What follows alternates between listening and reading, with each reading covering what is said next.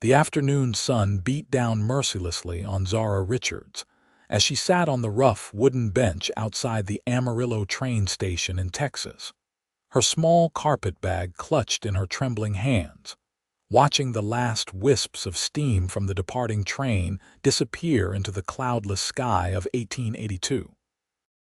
Her husband of 6 months, the man who had promised her the world just that morning, had stepped off the train claiming he needed to use the facilities. But that had been 3 hours ago, and the hollow ache in her chest told her what her mind refused to accept. She was 7 months pregnant, completely alone in a strange town, with exactly $4.30 to her name, and the baby inside her kicked as if protesting the situation they found themselves in. Zara pressed a hand against her swollen belly, feeling the firm roundness beneath her worn calico dress. She had been such a fool to trust Thomas Mitchell, to believe his honeyed words about starting fresh in California, about the mining fortune that awaited them there. Now she understood why he had been so insistent they buy only his ticket all the way through, claiming he would wire money for hers from the next station. The realization that she had been deliberately abandoned made her stomach turn, though whether from nausea or shame, she could not tell. The station master, a graying man with spectacles perched on his nose, emerged from the ticket office and gave her a sympathetic but wary look. "Miss, we are closing up for the evening. You cannot stay here overnight." "It is Mrs." Zara said quietly, though the word felt like ash in her mouth. "My husband, he just stepped away. He will be back any moment." The station master's expression softened with pity, which somehow felt worse than judgment. "Madam, that train pulled out going on 3 hours now. I think you need to face facts and make other arrangements." Zara felt hot tears prick at her eyes, but she blinked them back furiously. She had cried enough on the journey from Missouri, each time Thomas had snapped at her or rolled his eyes at her questions about their plans. She would not cry now, not where people could see. "I do not know anyone in Amarillo. I have never been to Texas before today." The older man shifted uncomfortably. "There is a boarding house 2 streets over. Mrs. Henderson runs it. Clean place, respectable. She might have a room." "I have very little money," Zara admitted, her cheeks burning with humiliation. "Perhaps there is work I could do. I can cook and clean, I can sew and mend." "In your condition," the station master shook his head. "Most folks would not hire you, and truth be told, you look about ready to drop that baby any day now." "I have 2 months yet," Zara said, though she knew her pregnancy sat high and prominent, impossible to conceal. The baby kicked again, harder this time, as if sharing her anxiety about their uncertain future. The station master pulled out his pocket watch and frowned. "Look, I have got to lock up. You cannot remain here, madam. Town ordinance." Zara rose slowly from the bench, her back aching from the long train journey and the weight she carried. She picked up her carpetbag, which contained everything she owned in the world now. 2 dresses, some undergarments, a hairbrush, a small Bible her mother had given her, and a daguerreotype of her parents who had died from influenza 2 years prior. She had no siblings, no family at all except for the child growing inside her and a husband who had proven himself worthless. The evening air had begun to cool as Zara walked away from the station, though the Texas heat still radiated from the dusty street. Amarillo was not a large town, but it bustled with activity as cowboys and ranchers made their way to saloons and restaurants after a long day. Zara kept her eyes down, acutely aware of the curious glances thrown her way. A pregnant woman alone was an oddity, one that would spark gossip and speculation. She found the boarding house the station master had mentioned, a 2-story structure with fading white paint and a small garden struggling against the harsh climate. "Mrs. Henderson answered the door, a stout woman in her 50s with sharp eyes that took in every detail of Zara's appearance in one sweeping glance. "I am looking for a room," Zara began, "just for a night or two until I can sort out my situation." "Where is your husband, Mrs.?" Henderson asked bluntly. The question hit Zara like a physical blow, but she lifted her chin. "Delayed. He will be along shortly." Mrs. Henderson's expression made it clear she did not believe a word of it. "I run a respectable house. I cannot have any trouble." "I will not cause trouble, I promise. I just need a place to sleep. I can pay." Zara opened her small purse and showed the few dollars she had. The older woman's face softened slightly, though suspicion remained in her eyes. "That will not even cover a week. What happens after that?" "I will find work. I will figure something out." Mrs. Henderson sighed heavily. "I have one small room under the eaves. It is hot this time of year and not much bigger than a closet. $3 a week, and that includes breakfast and supper." It was more than Zara could afford long-term, but she had no other options. "Thank you. I accept." The room was indeed small and stifling, with a narrow bed, a washstand, and a tiny window that overlooked the back alley. But it was shelter, and as Zara sank onto the thin mattress, she allowed herself a moment of weakness. Silent tears streamed down her face as she faced the terrifying truth of her situation. She was alone, pregnant, nearly penniless, and had no prospects in a strange town. What would become of her? What would become of her baby? That night, Zara barely slept despite her exhaustion. The baby kicked and shifted, and her mind spun with worry. By morning, she had resolved to visit every shop and business in Amarillo to seek employment. Someone had to be willing to give her a chance, even in her condition. For 3 days, Zara walked the streets of Amarillo, inquiring about work. The responses were universally the same, kind but firm rejections. The general store owner said he had no positions available. The dress shop owner took one look at her belly and said she could not possibly work on her feet all day.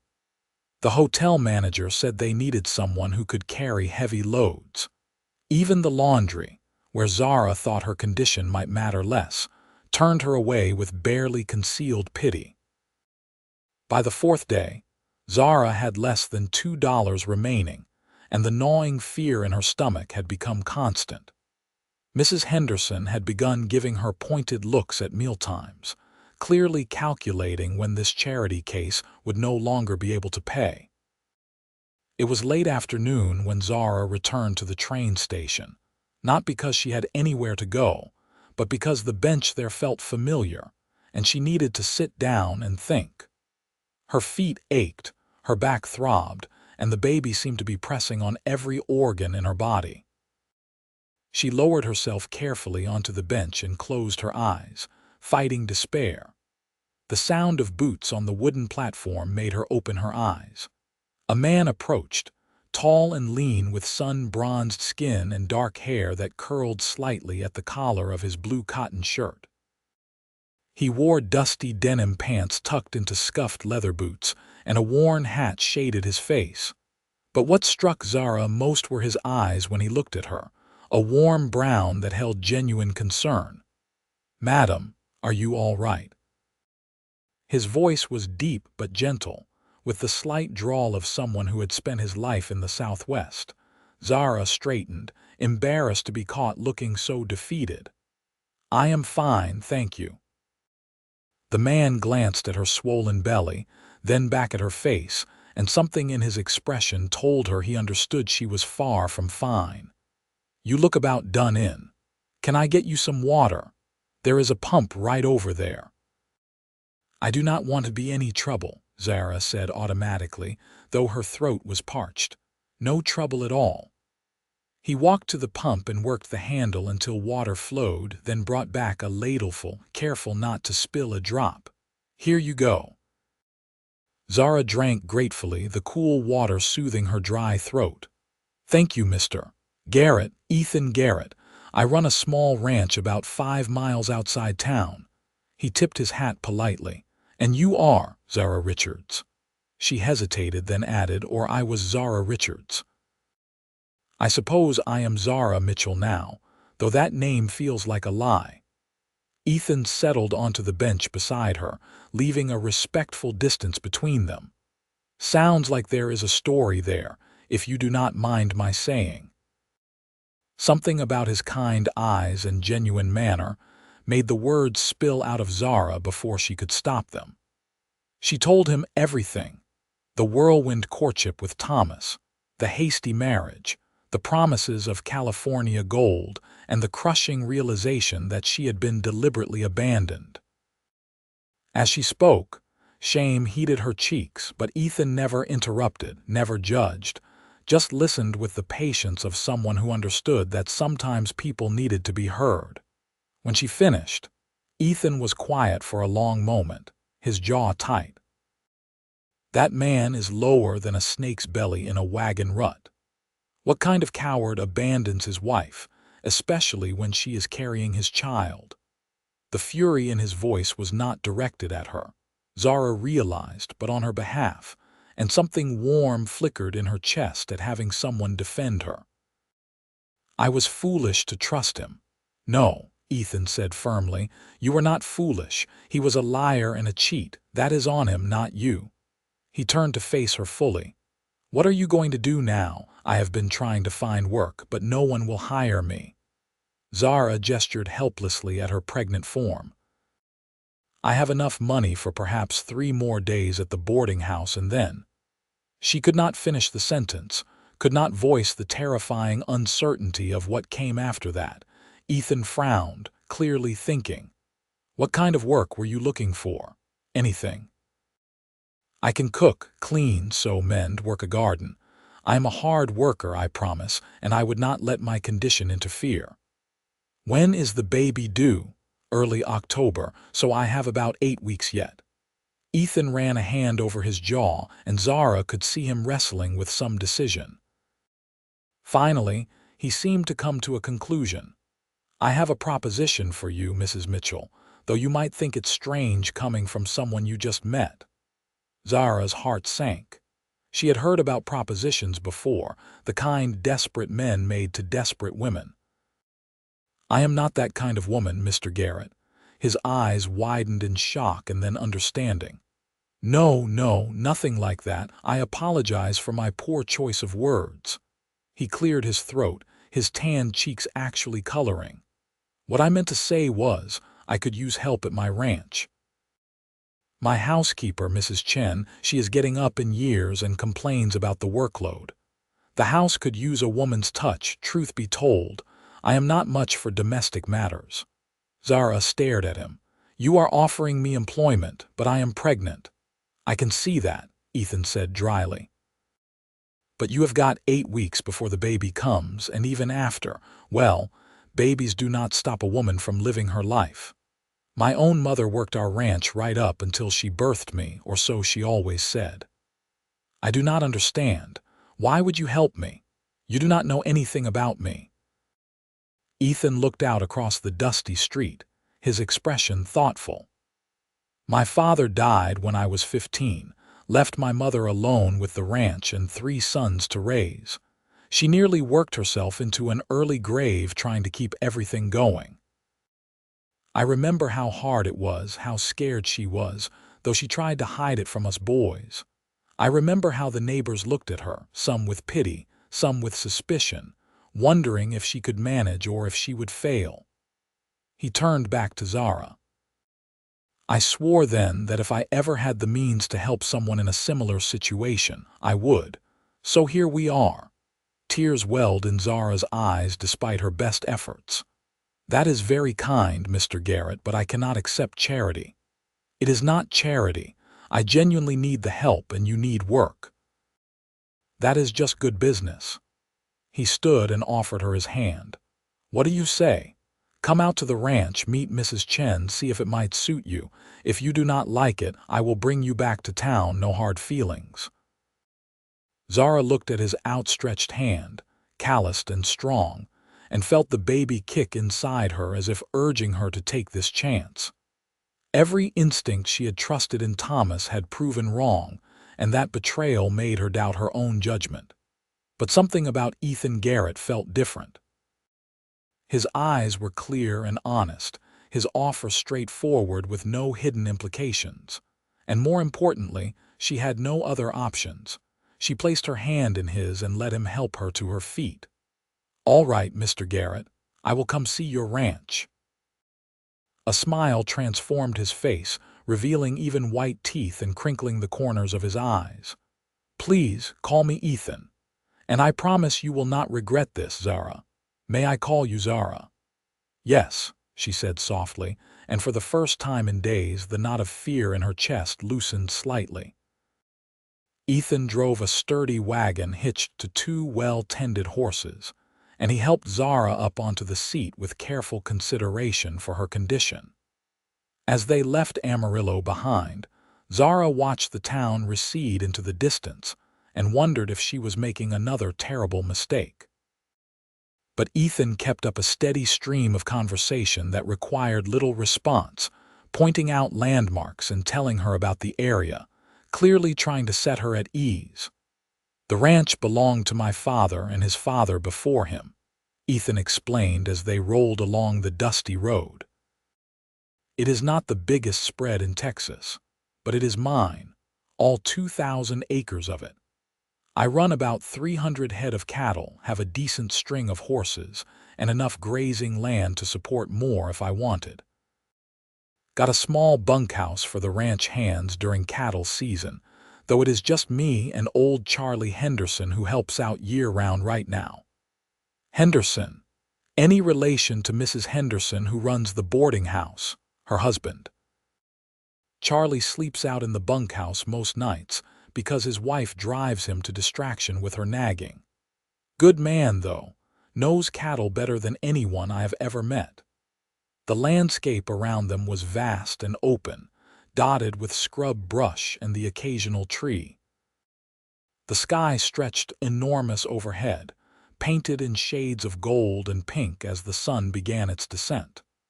Zara had grown up in Missouri where everything was greener and more crowded, and the sheer space of Texas both intimidated and awed her. "There it is," Ethan said, pointing ahead. The ranch house sat in a small valley with a creek running nearby, providing precious water in this dry land. It was a solid structure built from local timber and stone, with a wide porch that wrapped around two sides. There were several outbuildings: a barn, a stable, what looked like a chicken coop, and the bunkhouse Ethan had mentioned. It was not fancy, but it looked well maintained and sturdy, a working ranch that spoke of honest labor.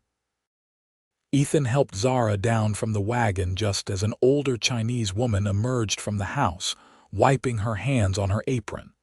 She was small and thin, with gray streaking her black hair, which she wore in a traditional bun. Her eyes were sharp as they assessed Zara. "Mrs. Chen, this is Zara Richards." "Zara, this is Mrs. Chen, who has been keeping this house from falling into complete chaos for the past 10 years. Mrs. Chen snorted. "Not Richards. She married. Look at her hand, still has ring tan even if ring is gone now." Zara reflexively covered her left hand where she had removed Thomas's cheap brass ring and thrown it into an alley 2 days ago. "Mitchell," she admitted quietly, "but I prefer Richards." Mrs. Chen's expression softened slightly. "Bad husband, the worst," Ethan interjected. "Abandoned her at the train station, pregnant and alone." The older woman made a disgusted sound and muttered something in Chinese that Zara suspected was unflattering to Thomas's character. "Men are pigs. Come inside. You look ready to fall over." The inside of the ranch house was spacious and airy, with large windows that let in the fading daylight. The main room served as both kitchen and living area, with a stone fireplace dominating one wall and a sturdy wooden table surrounded by chairs. The furniture was masculine and practical, but clean and well kept. Doors led off to what Zara assumed were bedrooms. Mrs. Chen guided Zara to a chair at the table and immediately began preparing food. "You eat. Too thin for baby." Ethan grinned at Zara's surprised expression. Mrs. Chen believes every problem can be solved with food. Do not argue with her. You will not win. Within minutes, Zara found herself faced with a plate of rice, beans, and shredded beef with some kind of spicy sauce that made her mouth water. She had not had a proper meal in days, having been too worried to eat much at the boarding house, and her stomach growled embarrassingly. "Eat," Mrs. Chen commanded, and Zara obeyed. As Zara ate, Ethan explained the situation to Mrs. Chen, who listened while continuing to bustle around the kitchen. When he finished, the older woman turned to study Zara with an intensity that made her squirm. "You know how to cook?" Mrs. Chen asked. "Yes, madam, my mother taught me." "You know how to clean, do laundry, mend clothes?" "Yes, madam. You work hard, not complain." "I will work as hard as you need me to." Mrs. Chen looked at Ethan. "She can have the room next to mine. Used to be your mother's sewing room but has bed. She helped me with house, garden, cooking for ranch hands when they here. I teach her my recipes, she teach me hers. Fair trade." Ethan looked pleased. "Sounds perfect. Zara, what do you think? Would you be willing to stay on here and help Mrs. Chen? I can pay you $20 a month plus room and board. After the baby comes, we will figure out arrangements. Mrs. Chen's room is right next door, so you will have help when your time comes." $20 a month was more than Zara had dared hope for, and room and board meant she could save every penny. But more than that, the idea of staying in this comfortable house with kind people felt like an answered prayer.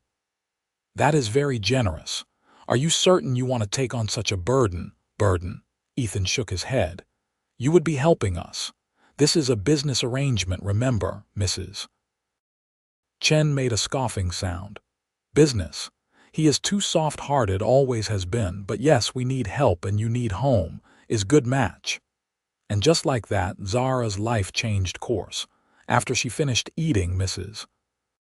Chen showed her to the small bedroom, which was indeed modest but clean and comfortable. It had a real bed with a feather mattress, a dresser, a washstand, and a window that looked out over the creek. After the cramped room at the boarding house, it felt positively luxurious. "You rest now, Mrs. Chen ordered. Tomorrow we start work. For tonight, you need sleep." Zara unpacked her small carpet bag, hanging her 2 dresses in the tiny closet and arranging her few possessions. When she finally lay down on the bed, the mattress was soft beneath her aching body, and the sounds of the ranch drifted through the window. Horses nickering, cattle lowing in the distance, crickets beginning their evening song.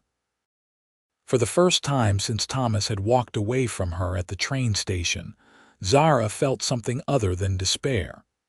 She felt hope. The next morning, Zara woke to pale dawn light and the smell of coffee brewing. She dressed quickly in one of her simple calico dresses, which strained across her belly, and went to the kitchen where Mrs. Chen was already preparing breakfast. "You know how to make biscuits?" Mrs. Chen asked without preamble. "Yes, madam." "Good, you make biscuits. I do eggs and bacon."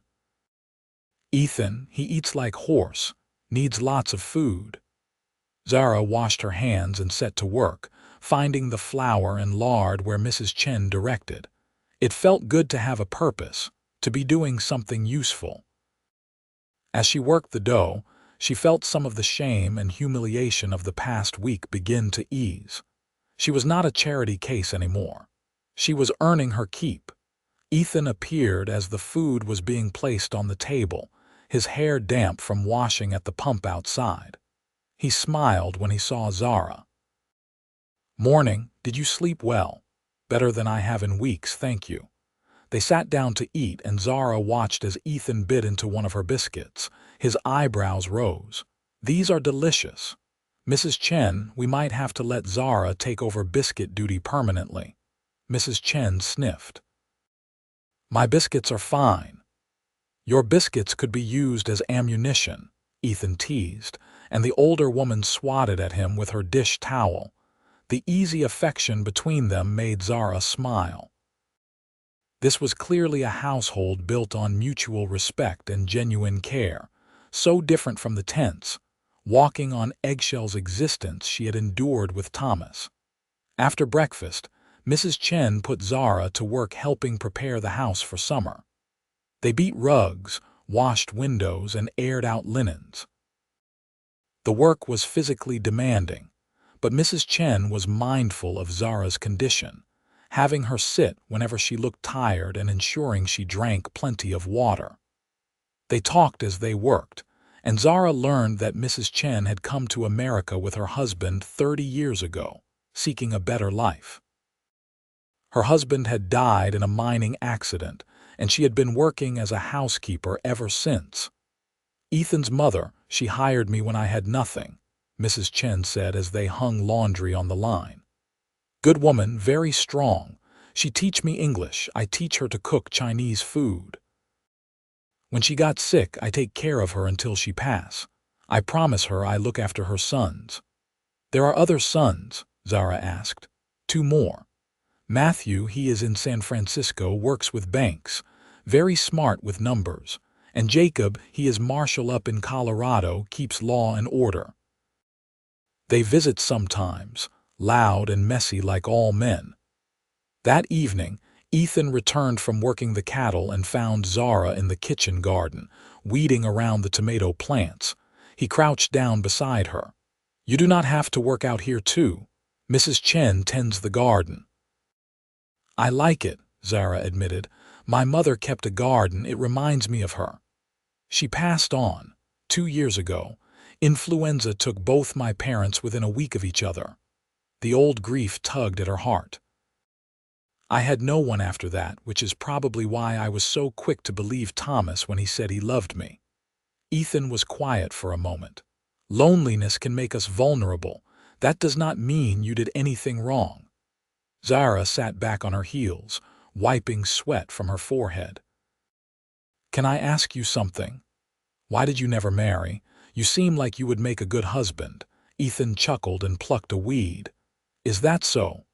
Well, I was engaged once, about 5 years back. Girl named Sarah Turner. Pretty as a picture, came from a good family in town. But when it came down to it, she did not want the ranch life. She wanted me to sell this place and move to Dallas or Houston, somewhere civilized as she put it. I could not do that. This ranch is my family's legacy, my home. So she married a banker instead." "You regret it?" "Sometimes I regret losing her, or at least the idea of her. But I do not regret keeping the ranch. This land is in my blood. I could not be happy anywhere else." He looked out over the property, his expression content. "What about you? Did you always want to leave Missouri?" "I did not particularly want to leave, but there was nothing keeping me there after my parents died. Thomas made California sound like paradise, and I thought maybe I could build a new life there. I suppose I still need to build a new life, just not the one I imagined." "Maybe that is not such a bad thing," Ethan said gently. "Sometimes the life we imagine is not as good as the one that finds us." Over the following weeks, Zara settled into the rhythm of ranch life. She rose early to help Mrs. Chen prepare breakfast, spent her days cooking, cleaning, mending, and tending the garden, and fell into bed exhausted each night. The work was hard but satisfying, and she felt herself growing stronger despite her advancing pregnancy. Ethan was a constant presence, though his days were consumed with ranch work. He was up before dawn checking cattle, mending fences, breaking horses, and managing the endless tasks that came with running a ranch. But he always made time to talk with Zara. asking about her day and telling her stories about the ranch and the surrounding area. Zara found herself looking forward to these conversations more than she wanted to admit. Ethan was kind and thoughtful, with a dry sense of humor that caught her off guard and made her laugh. He treated her with respect, never once making her feel like a burden or a charity case. When she struggled to reach something on a high shelf, he would retrieve it without comment. When her back ached from standing too long, he would insist she sit down and rest. His consideration was genuine, never patronizing, and Zara felt herself relaxing in his presence. One evening in late August, as they sat on the porch after supper watching the sunset, Ethan said, "Charlie told me his wife has been spreading gossip about you in town." Zara's stomach clenched. What kind of gossip? The usual nonsense. That you are a fallen woman, that your husband probably had good reason to leave you, that sort of ignorant talk. Shame burned hot in Zara's cheeks. Maybe I should go back to town. I do not want to damage your reputation by association.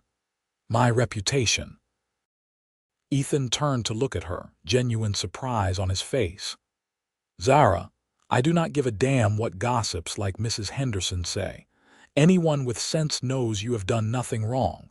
And frankly, this is my ranch. You work for me, same as Charlie does. What people in town think about it is their business, not mine.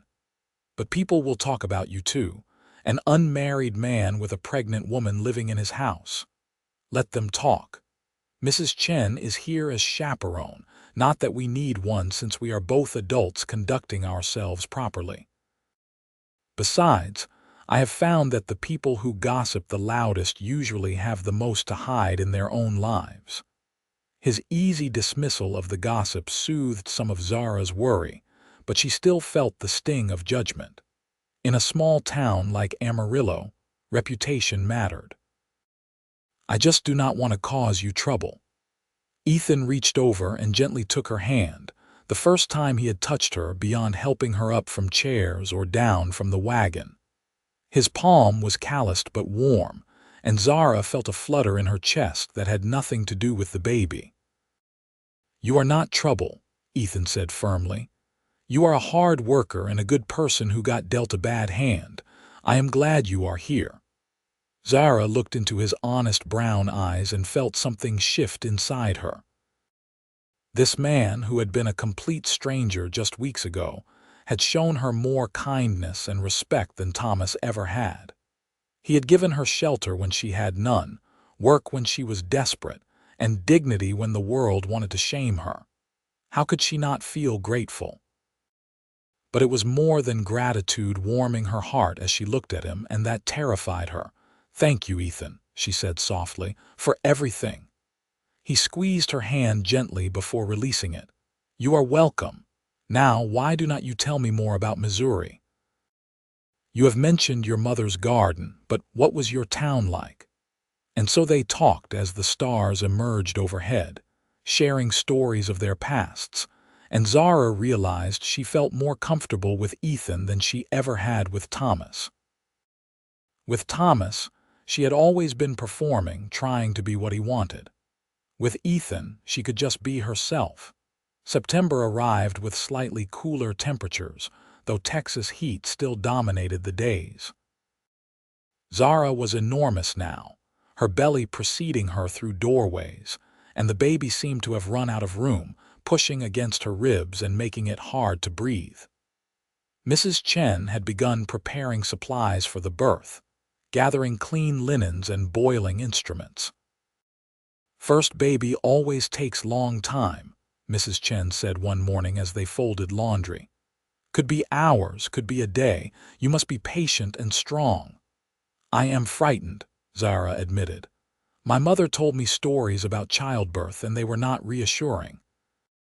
"Birth is hard work, yes, but women have been doing it since beginning of time. You will do it too, and I will be there to help." Mrs. Chen patted her hand. "Ethan, he says when your time comes, he will ride for doctor in town just in case. Dr. Palmer, he is good man, knows his business."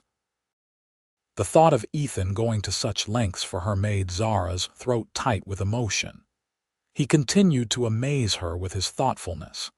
Just yesterday, he had brought her a rocking chair he had been building in the barn, saying every mother needed a good chair for soothing a baby. The chair was beautifully crafted, smooth and sturdy, and Zara had been moved to tears by the gesture.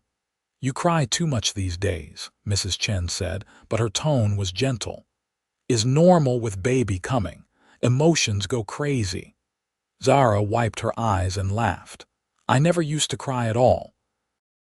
Now I cry if the sunset is pretty or if supper turns out well. Wait until baby comes. Then you really cry about everything." That afternoon, Zara was peeling potatoes at the kitchen table when she felt a strange tightening across her belly. It was not painful, just odd, and it lasted about 30 seconds before fading. She dismissed it as the baby moving, but an hour later it happened again. By evening, the tightenings were coming regularly, and Mrs. Chen took one look at her and said, "Baby is coming soon. Maybe tonight, maybe tomorrow, but soon." Ethan had just come in for supper and he froze. "Now, but it is not October yet." "Babies come when they want, not when calendar says," Mrs. Chen replied tartly. "Go get Dr. Palmer. Tell him be ready to come quick when we send for him." Ethan looked at Zara with concern. "Are you all right? Do you need anything?" "I am fine," Zara assured him, though her heart was racing. "Just a little frightened." He crossed to her and knelt beside her chair. "You are the strongest person I know. You are going to be fine, and so is your baby. But I am going to get the doctor now, just in case we need him." He rode out within minutes, and Zara heard the thunder of his horse's hooves fading into the distance. Mrs. Chen helped her to her room and had her change into a loose nightgown. "Walk around, keep moving as long as you can. Helps baby come easier." The contractions continued through the evening, growing slowly more intense, but still bearable. Ethan returned with the news that Dr. Palmer would be ready to come at a moment's notice. He hovered anxiously in the kitchen while Mrs. Chen shooed him away repeatedly. "Go do something useful. Clean tack, polish boots, anything. You making everyone nervous with your pacing." Around midnight, the contractions became painful enough that Zara had to stop walking and breathe through them. Mrs. Chen examined her and declared it was time to send for the doctor. Ethan rode out again into the darkness, returning an hour later with a middle-aged man carrying a medical bag. Dr. Palmer was professional and kind, examining Zara and declaring that everything seemed to be progressing normally. "First babies take their time," he said. "Could still be many hours yet. Try to rest between contractions if you can." But Zara could not rest. The pain was intensifying, coming in waves that crashed over her and left her gasping. Mrs. Chen stayed by her side, holding her hand and murmuring encouragement in both English and Chinese. Zara lost track of time, aware only of the relentless contractions and Mrs. Chen's steady presence. Somewhere in the gray hours before dawn, Dr. Palmer said it was time to push. The pain was unlike anything Zara had ever experienced, all-consuming and primal. She gripped Mrs. Chen's hand so hard she was afraid she might break bones, but the older woman never complained. "You are doing wonderfully," Dr. Palmer encouraged. "Just a few more pushes." Zara bore down with everything she had, and suddenly there was a release of pressure and a thin, angry wail filled the room. She collapsed back against the pillows, exhausted and shaking. "It is a boy," Dr. Palmer announced, holding up a red, squirming infant. "A healthy, strong boy." Mrs. Chen cut the cord and cleaned the baby with practiced efficiency, before wrapping him in a soft blanket and placing him in Zara's arms. Zara looked down at her son, at his tiny scrunched face and waving fists, and felt a surge of love so powerful it hurt. This was her child, her responsibility, her reason for everything now. "Hello, little one," she whispered, tears streaming down her face. "I am your mama, and I promise I will take care of you always." The baby quieted at her voice, his dark eyes trying to focus on her face. He was perfect, absolutely perfect, from his downy black hair to his tiny toes. Zara could not see any of Thomas in him, only her own features reflected in miniature, and for that she was grateful. Dr. Palmer finished his work and declared both mother and baby healthy. "You did very well, Mrs. Mitchell. Get some rest now. You have earned it." After the doctor left, Mrs. Chen helped Zara into a clean nightgown and changed the bedding. The baby had fallen asleep against Zara's chest, making small, snuffling sounds that melted her heart. "What will you name him?" Mrs. Chen asked. Zara had thought about this during the long months of pregnancy. She did not want to use any name Thomas had suggested, wanting her son's identity to be completely separate from the man who had abandoned them. "James," she decided. "James Richards. He will have my surname, not Thomas's." "Good, strong name. James will do great things." Mrs. Chen smiled. "Now you sleep while baby sleeps, is most important rule of being mother." Zara dozed off but woke when she heard a soft knock on the door. Ethan stood in the doorway, hat in his hands, looking uncertain. "May I come in?" "I wanted to see if you were all right." "Of course." Zara adjusted the blanket around James. "Come meet him." Ethan approached slowly, his eyes fixed on the sleeping baby. When he reached the bedside, he stared down at James with an expression of wonder. "He is so small." "Dr. Palmer says he is a good size, actually. 7 pounds. May I?" Ethan held out his hands, and Zara carefully transferred the baby to him. Ethan cradled James with surprising competence, supporting his head and holding him close. The sight of this strong, capable man holding her tiny son with such gentleness made Zara's eyes fill with tears again. "You are good with babies." "I have had practice. Both my brothers have kids now, 3 nephews and a niece between them." He smiled down at James. "Welcome to the world, little man. You have got a wonderful mother who is going to take great care of you." James yawned, his tiny mouth opening wide, and Ethan chuckled. "Apparently I am boring him already." He handed the baby back to Zara, and their hands brushed in the transfer. Ethan looked at her, his brown eyes soft. "You were very brave.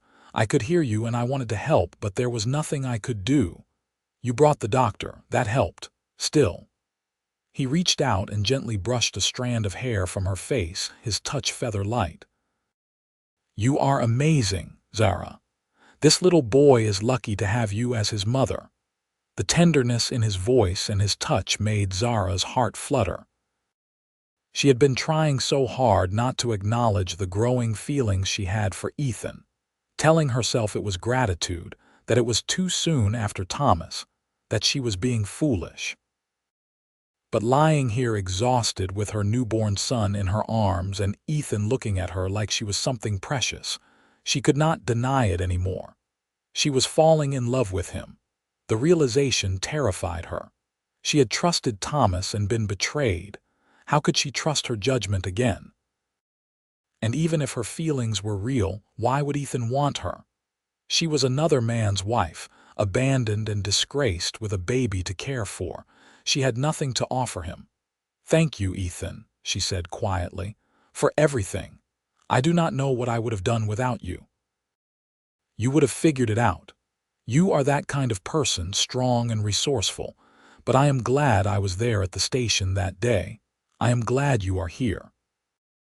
After he left, Zara held James close and let herself cry, overwhelmed by exhaustion, hormones, love for her son, and the confusing tangle of feelings she had for Ethan Garrett. The next few weeks passed in a blur of feedings, diaper changes, and sleepless nights. James was a good baby overall, but he was still a newborn with newborn needs, and Zara felt like she was constantly exhausted.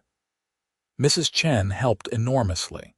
taking James for a few hours each afternoon so Zara could sleep, and even teaching her Chinese lullabies to sing to him.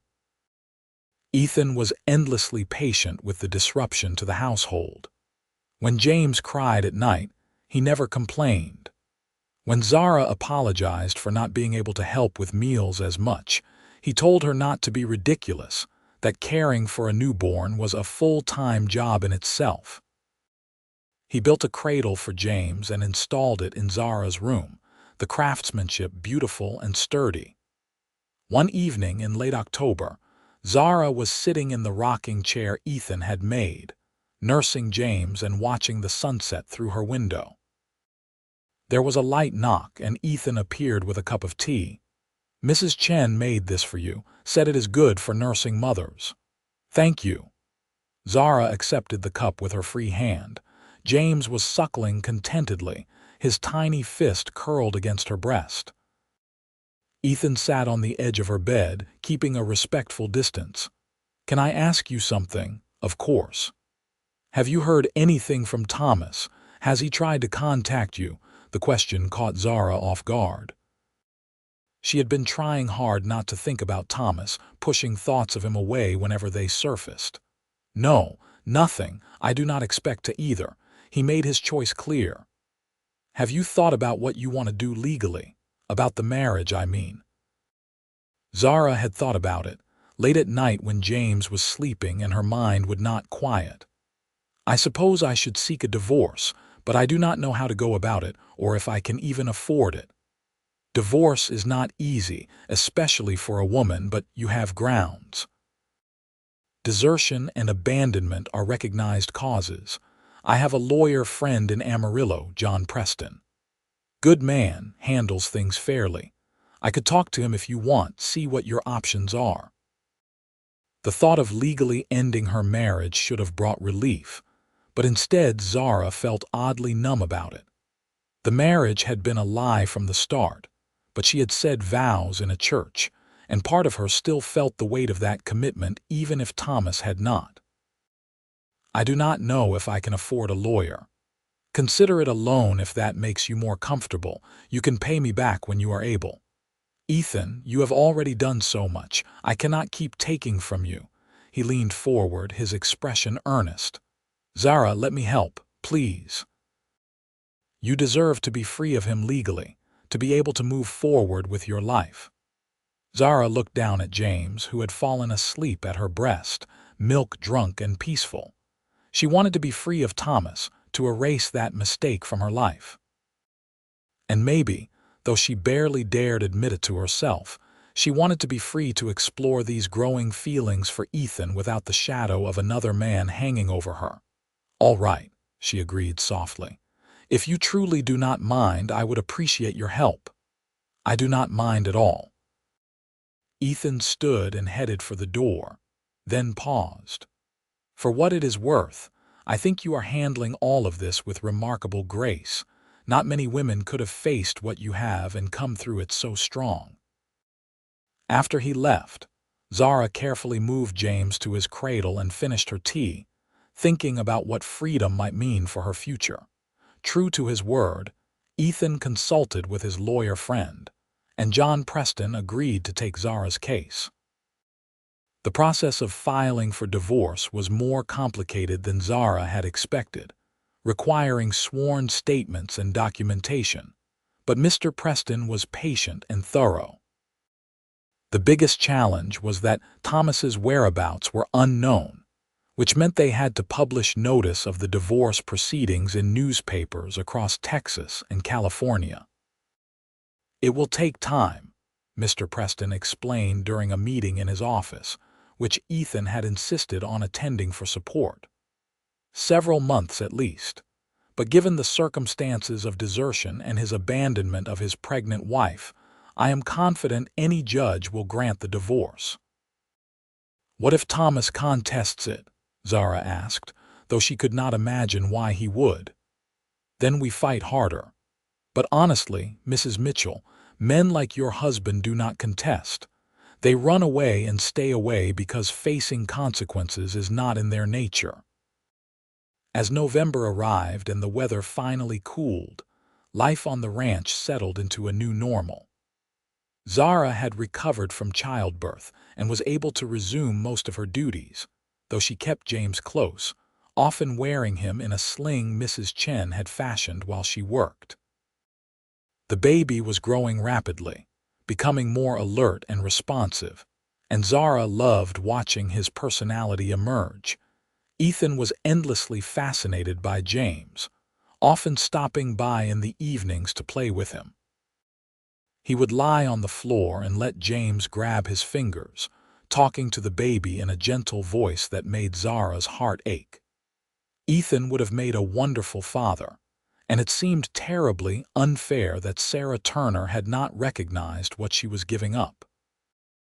One evening, as Ethan was holding James and making him giggle, Zara said, "You are going to spoil him."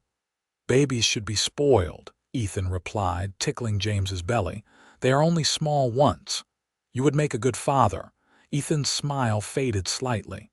"Maybe someday. If I find the right woman."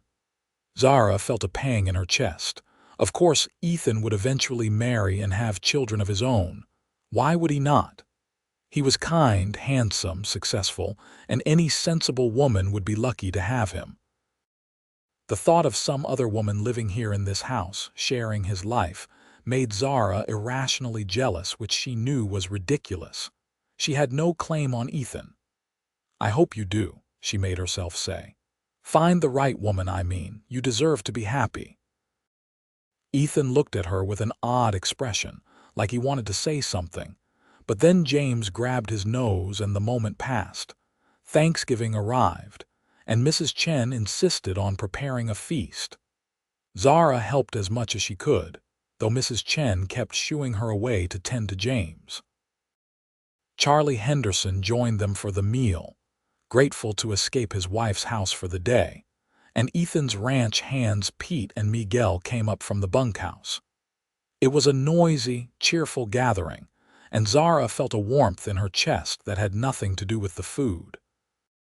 This felt like family, she realized. Not the family she had been born into or the one she had tried to create with Thomas, but a chosen family built on mutual respect and care.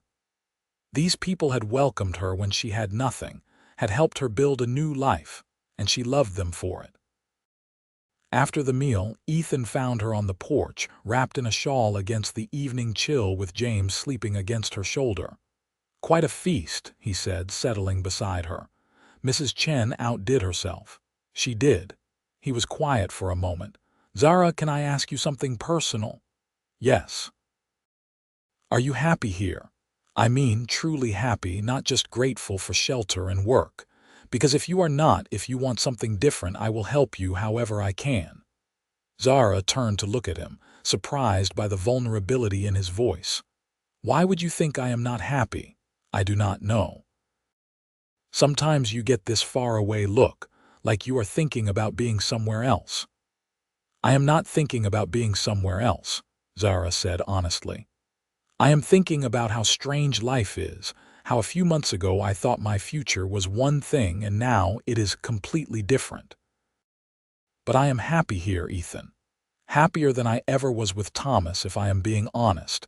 He never made me feel safe or valued the way you do." Ethan reached over and took her free hand, lacing his fingers through hers. "I am glad, because I cannot imagine this place without you anymore. You and James, you have become part of the ranch, part of my life, and I would miss you terribly if you left." Zara's heart was pounding so hard she was sure he could hear it. "I would miss you too. Miss this. I have never felt like I belonged somewhere the way I belong here." They sat in comfortable silence, hands clasped, watching the stars emerge. James stirred in his sleep and made a small sound, and Zara automatically rocked him gently. She wanted to tell Ethan how she felt, wanted to say that she was falling in love with him, but fear held her tongue. What if she was wrong? What if he was just being kind and she was misreading everything? She could not bear to ruin this precious friendship, this safe haven she had found. December brought colder weather and the preparations for Christmas. Mrs. Chen, despite insisting she was Buddhist and did not celebrate, threw herself into holiday preparations with enthusiasm. She and Zara baked cookies and pies, strung dried fruit and popcorn for garlands, and filled the house with the scent of pine and cinnamon. Ethan cut a cedar tree and set it up in the main room, and they all decorated it with ornaments Mrs. Chen had collected over the years. Zara contributed a star she sewed from fabric scraps, and Ethan carved a small wooden horse that hung from one of the branches. On Christmas Eve, Zara put James to bed in his cradle and emerged to find Ethan stoking the fire while Mrs. Chen prepared hot cider. The older woman handed them each a cup, and then announced she was going to bed, leaving them alone in the firelit room. "She is not subtle," Ethan said with a chuckle once Mrs. Chen had disappeared. "No, she is not." Zara sipped her cider, the spices warming her from the inside. "Ethan, I have something for you." She retrieved a small package wrapped in brown paper and handed it to him. Ethan opened it carefully to reveal a shirt she had sewn from soft blue cotton, with careful stitching and pearl buttons she had found in Mrs. Chen's sewing supplies. "Zara, this is beautiful. You made this. I wanted to give you something to thank you for everything you have done for me and James. It is not much, but it is perfect." Ethan held the shirt up, clearly admiring the workmanship. "I love it, thank you." He set it aside and reached behind the tree, pulling out a package of his own. "I have something for you too." Zara unwrapped it to find a leather-bound journal with her initials embossed on the cover. Inside, the pages were thick and creamy, perfect for writing. "Oh, Ethan, I thought maybe you would like to write down your story or James's story or anything you want. Everyone should have a place to put their thoughts." Tears pricked Zara's eyes. "It is perfect, thank you." They stood close together by the fire, the only sound the crackling logs and the ticking of the mantel clock. Ethan reached out and gently touched her face, his thumb brushing away a tear that had escaped. "I have another gift for you, but I am not sure if I should give it." "Why not?" "Because it is more of a question than a gift, and I am afraid of your answer." Zara's heart was racing again. "What question?" Ethan took both her hands in his expression serious. "Zara, these past months with you here have been the happiest of my life. You have brought light and laughter into this house, and watching you with James, seeing the kind of mother you are, the kind of person you are, I have fallen in love with you. Completely, deeply in love with you." Zara's breath caught. She had hoped, but hearing the words spoken aloud made it real in a way that was both terrifying and exhilarating. "I know it is too soon," Ethan continued. "I know you are still legally married and dealing with all of that. I know you have been through hell and might not be ready for this. But I had to tell you. I had to let you know that when you are ready, if you are ever ready, I want to build a life with you. I want to be a husband to you and a father to James. I want to give you more children if you want them, or just be a family with the three of us. Whatever you want, whatever makes you happy." Zara could barely breathe. "You want to marry me, even though I come with so much baggage, even though I have a child." "I do not see it as baggage. I see you as a strong, beautiful, amazing woman who survived something that would have broken a lesser person. And James is not a burden, he is a blessing. I love that little boy like he was my own already." "Ethan." Zara's voice broke. "I love you too. I have been so scared to admit it, scared that I was being foolish again, scared that you could not possibly want someone like me. But I love you. I love your kindness and your strength and your gentle heart.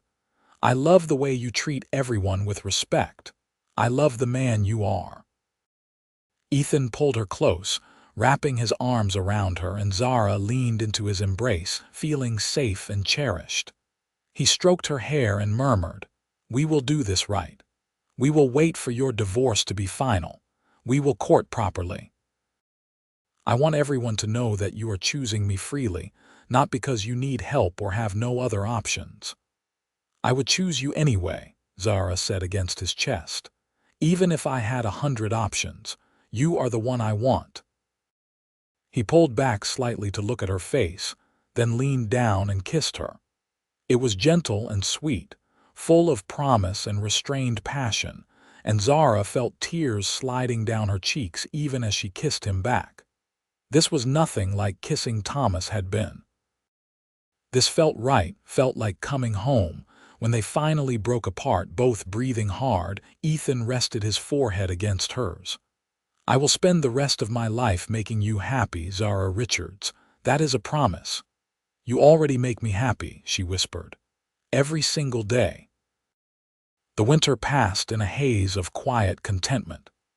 Ethan and Zara courted in the old-fashioned way, taking walks together when the weather permitted, sitting on the porch in the evenings talking about everything and nothing, stealing kisses when Mrs. Chen was not looking, though the older woman made it clear she knew exactly what was happening and approved wholeheartedly. James continued to grow, reaching the age where he smiled and laughed and recognized faces. He adored Ethan, always reaching for him when he entered the room, and Ethan was devoted to the baby, playing with him every chance he got. Watching them together, Zara fell even more deeply in love with Ethan, seeing the father he already was to her son. In March, word finally came that the divorce had been granted. Thomas had never responded to the newspaper notices, and the judge had ruled in Zara's favor, dissolving the marriage and giving her full custody of James. Not that Thomas had ever showed any interest in claiming his son. Zara was legally free. The morning after the divorce papers arrived, Ethan formally proposed. He took Zara out to the creek where wildflowers were beginning to bloom and got down on one knee. "Zara Richards, would you do me the honor of becoming my wife? I promise to love you and James with everything I have, to provide for you, protect you, and cherish you all the days of my life." "Yes," Zara said through happy tears. "Yes, 1,000 times yes." He slipped a simple gold band on her finger, and it fit perfectly, unlike the cheap brass ring Thomas had given her.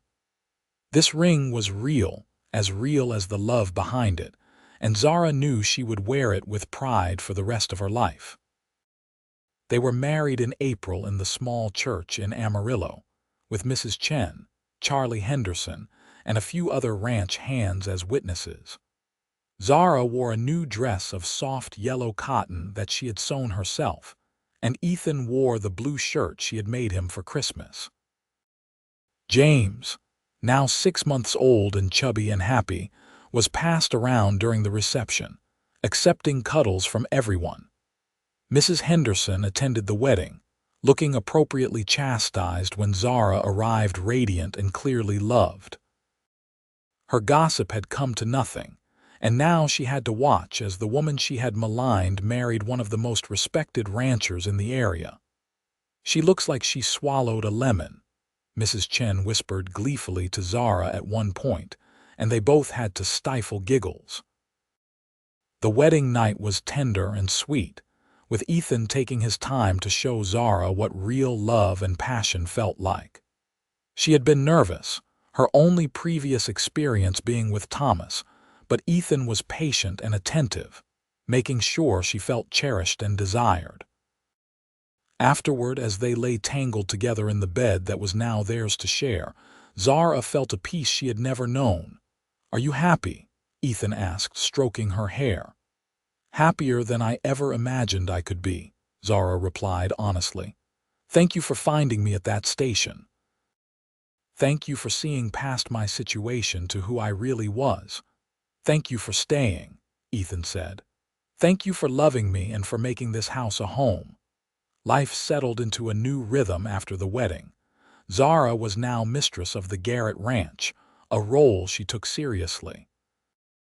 She continued to work alongside Mrs. Chen, though now it was because she wanted to, not because she had to. She managed the household accounts, entertained when necessary, and threw herself into being a wife and mother. James continued to thrive, and when he was old enough, he began calling Ethan Papa, which made Ethan tear up the first time he heard it. To James, Ethan was his father in every way that mattered, and Ethan formally adopted the boy when he turned 2, giving him the Garrett surname. In the fall of 1883, Zara discovered she was pregnant again. She felt the familiar flutter of nervousness but also excitement. This child would be born into love and security, with 2 parents who wanted them desperately. "How do you feel about it?" Ethan asked when she told him, his hand resting gently on her still, flat belly. "Happy," Zara said. "A little scared, remembering how hard the birth was with James, but mostly happy. How do you feel?" "Like the luckiest man alive." Ethan kissed her softly. "We are going to have a baby, our baby." "James is our baby too," Zara reminded him. "I know. I just meant this one we made together out of love," he grinned. "Do you hope for a boy or a girl?" "I do not care as long as they are healthy." "What about you?" "Same. Though a little girl with your beautiful eyes would be nice." Their daughter, Emma Claire Garrett, was born in May of 1884, and she did indeed have Zara's blue eyes. The birth was easier than James's had been, perhaps because Zara knew what to expect, or perhaps because Mrs. Chen's remedies worked, but either way, Emma arrived after only 8 hours of labor, squalling and red-faced and perfect. Ethan was besotted from the first moment, holding his daughter with tears streaming down his face. "She is beautiful, just like her mother." James, now 2.5, was fascinated by his baby sister, wanting to help with everything. Zara and Ethan had explained that Emma was his sister, that they were a family, and James took his role as big brother very seriously, bringing Emma toys and patting her head gently. The years passed in contentment. The ranch prospered under Ethan's management, and Zara threw herself into ranching life, learning about cattle and horses and the rhythms of the seasons. She made friends with neighboring ranch wives and became known for her kindness and her excellent pies. In 1886, their second son was born, a robust baby they named Michael Thomas Garrett. Ethan had suggested using Thomas as a middle name, saying, "That man gave you James who brought you to me. In a strange way, I am grateful to him for that, even if he was a terrible human being otherwise." Zara had agreed, touched by Ethan's generosity of spirit. She rarely thought of Thomas anymore, and when she did, it was with pity more than anger. He had thrown away something precious, and she had found something infinitely better. By 1888, the Garrett family had grown to include 5 children. After Michael came twin girls, Sarah and Ruth, born in a long and difficult labor that left Zara swearing she was done having babies. Ethan had agreed immediately, more concerned for her health than for having more children. But a year later, Zara had surprised both of them by wanting one more. "I just feel like our family is not quite complete," she had explained, and Ethan had smiled and said he would support whatever she wanted. Their youngest, Daniel James Garrett, was born in 1889, and Zara decided he would indeed be their last. Ethan had no complaints, saying 6 healthy children was more blessing than any man deserved. Mrs. Chen remained with them, growing older but no less sharp, bossing everyone around and spoiling the children rotten. She taught them all to speak some Chinese, to cook her special recipes, and to respect their elders. The children adored her, calling her grandmother Chen even though she insisted she was too young for such a title. James grew into a serious, thoughtful boy who loved the ranch and learning everything Ethan could teach him. He knew that Ethan had adopted him, knew the truth about Thomas, but it did not matter to him. Ethan was his father in every way that counted, and he wanted nothing more than to follow in his footsteps. Emma was her father's daughter, fearless and adventurous, more comfortable on a horse than anywhere else. Michael was the peacemaker, always smoothing over disputes between his siblings. The twins were mischievous and inseparable, getting into trouble together constantly. And little Daniel was the baby, sweet and cuddly, content to follow his older siblings around and watch everything they did. The ranch house rang with laughter and occasional arguments, with the chaos of family meals and bedtime stories. Ethan expanded the house over the years, adding more bedrooms and a larger kitchen to accommodate their growing family. Every corner held memories. The porch where Ethan had first told Zara he loved her, the creek where he had proposed, the rocking chair where she had nursed all their babies.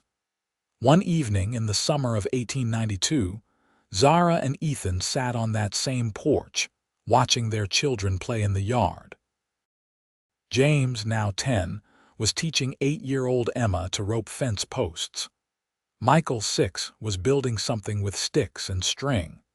The 4-year-old twins were picking wildflowers, and 3-year-old Daniel was toddling after them, trying to keep up. "We have built a good life," Ethan said, taking Zara's hand. "We have," she agreed. "Sometimes I think about that day at the train station, how scared and alone I was, and I can barely believe this is real. It is real. You made it real by being brave enough to accept help, by trusting again even after you had been hurt." Zara leaned against his shoulder. "I think about Thomas sometimes, not with anger or regret, but with a strange sort of gratitude. If he had not abandoned me, I never would have ended up here. I never would have found you." "I like to think we would have found each other somehow," Ethan said. "Maybe it is foolish, but I believe some people are meant to be together, and the universe conspires to make it happen." "The universe and your kind heart," Zara said. "You did not have to stop and talk to a pregnant stranger that day. You did not have to offer me work or help me with my divorce or fall in love with me. You chose all of that. Best choices I ever made." Ethan kissed her temple. "I love you, Zara Garrett, more every day." "I love you too. Thank you for giving me this life, this family, this happiness."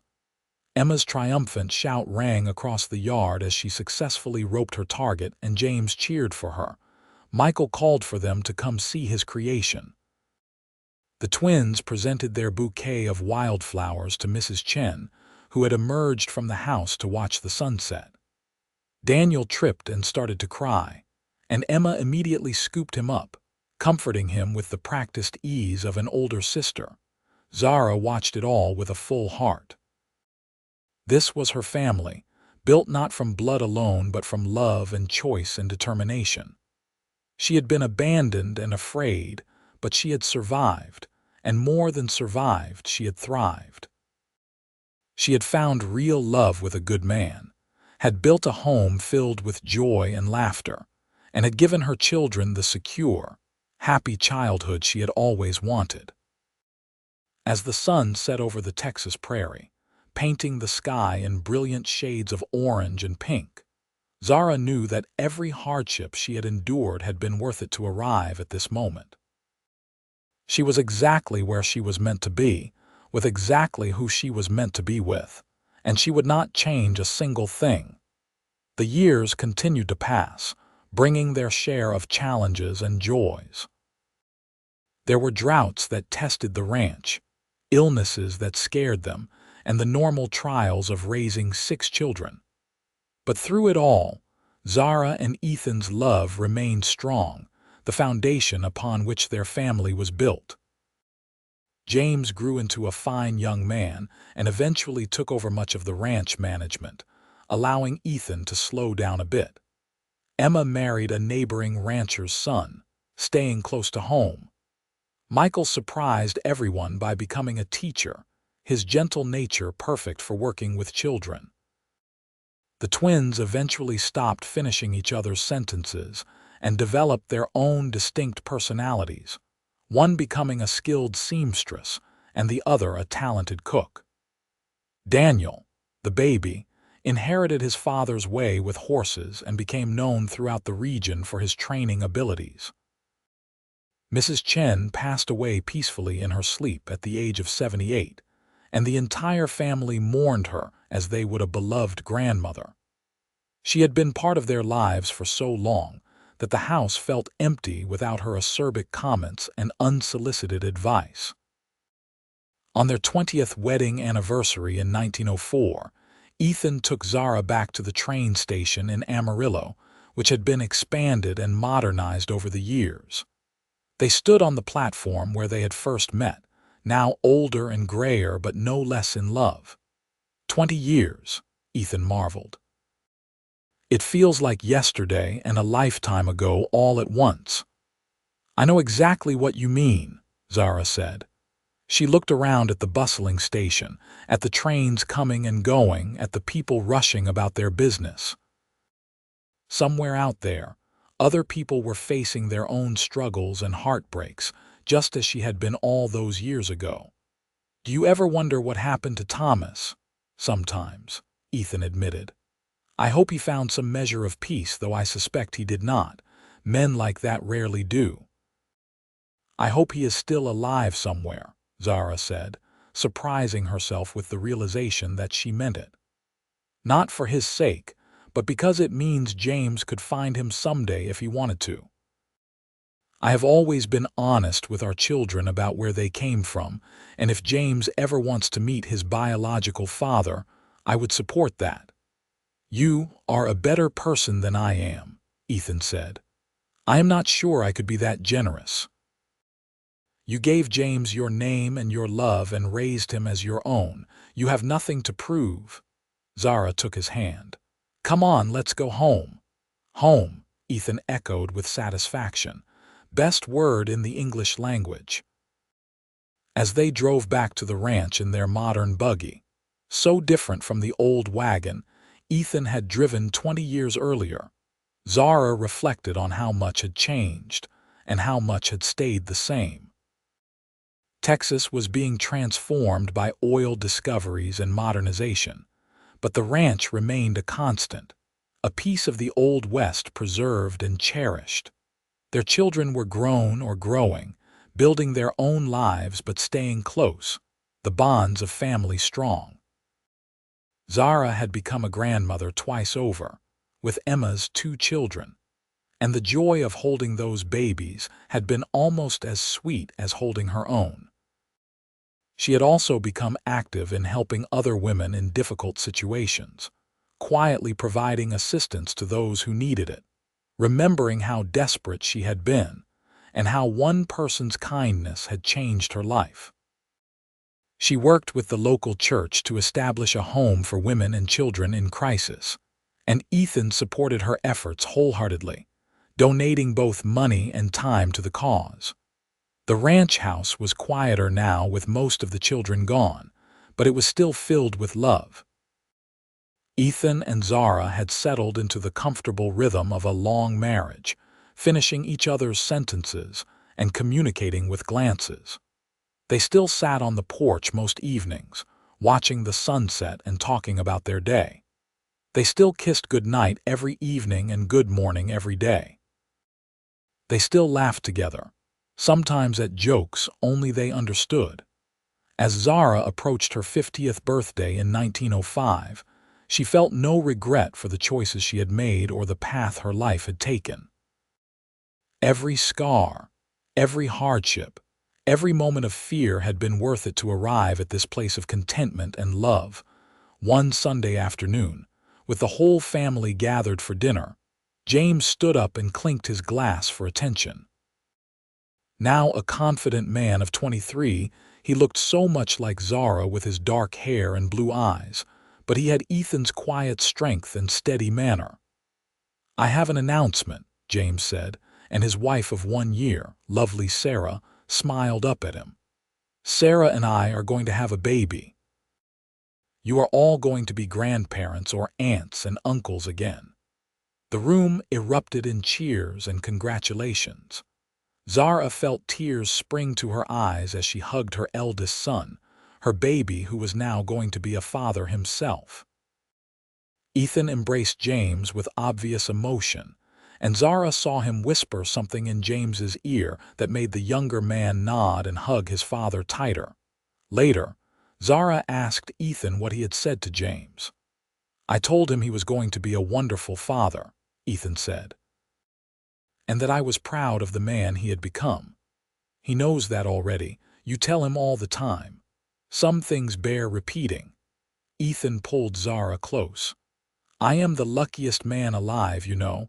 I get to watch our children grow and flourish. I get to see them build happy lives. And I get to do it all with you by my side." "I am the lucky one," Zara insisted. "You saved me, Ethan. You saved both of us." "No," Ethan said firmly. "You saved yourself. I just happened to be there at the right time. Your strength, your courage, your determination to build a better life, that all came from you. I just had the good sense to recognize what a treasure you were and hold on tight." Zara laughed and kissed him. "We can both be lucky. There is no rule against it." As the afternoon wore on, and the family gathered on the porch and in the yard, 3 generations of Garretts together, Zara stood at the window watching them all. Her children were good people, kind and hardworking and loving. They had inherited the best of both her and Ethan, and they were building their own families on the same foundation of love and respect. Emma was teaching her daughter to braid hair, showing the same patience Zara had shown with her. Michael was reading to his nephew, sharing his love of learning. The twins were bickering amiably while shelling peas, their familiar argument patterns making everyone smile. Daniel was attempting to teach James's dog a new trick, his face scrunched in concentration. And James, her firstborn, was sitting with Sarah, his hand resting protectively on her still flat belly, his expression full of wonder and slight fear, the same emotions Zara remembered from her own first pregnancy. But unlike her, James was surrounded by love and support. His child would be born into a family that wanted them, would grow up knowing they were cherished, would never doubt their place in the world. That was Zara's legacy, she realized. Not just the children she had born or the ranch she had helped build, but the family she had created, the love she had nurtured, the safe haven she and Ethan had established. Every person on this ranch, blood relative or not, knew they belonged, knew they were valued, knew they had a home. Ethan came up behind her and wrapped his arms around her waist, resting his chin on her shoulder. "What are you thinking about? How far we have come, how blessed we are, how grateful I am for every single day. Even the hard days, especially the hard days," Zara said. "Because they taught us what really matters. They taught us not to take this for granted." They stood together watching their family, 2 people who had found each other at the worst moment of one life and had built something beautiful from that pain. The train station in Amarillo, where a pregnant and abandoned woman had met a cowboy with a kind heart, seemed like another lifetime ago. And yet, it was the beginning of everything, the moment when Zara's real life had started. She thought about the woman she had been that day, scared and alone on that bench, with no idea what would become of her. If she could go back and tell that woman what the future held, would she even believe it? Would she believe that the tall cowboy approaching with the kind eyes would become the love of her life? Would she believe that her son would grow up strong and happy with a father who adored him? Would she believe that she would build a family and a life beyond her wildest dreams? Probably not. That woman had been too broken, too hurt to imagine happiness. She had been focused on simple survival, on making it through one more day. She could not have envisioned this, but that was the beauty of life, Zara thought. You could not always see where you were going or how things would turn out. You just had to keep moving forward, keep choosing hope over despair, Keep believing that better days would come. And sometimes, if you were very lucky, a kind soul would appear at exactly the right moment and say the words you needed to hear. I will be there for you both. Ethan had kept that promise. For more than 20 years, he had been there for both Zara and James, and for all the children who had come after. He had been there through illnesses and accidents, through financial struggles and personal challenges.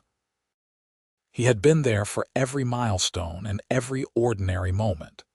He had been the steady, loving presence that had allowed Zara to heal and grow and become the woman she was meant to be. And she had been there for him too, she knew. She had given him the family he had always wanted, had made his house a home, had loved him with everything she had. They had built this life together, brick by brick, day by day, choice by choice. As the sun set once again over the Texas prairie, painting the sky in those familiar, brilliant colors, Zara leaned back against Ethan's chest and smiled. This was her life, full and rich and more wonderful than anything she could have imagined. She had been pregnant and abandoned at a train station, lost and afraid and alone, until a cowboy said he would be there for her and her baby. And he had been. Every single day since then, he had kept that promise.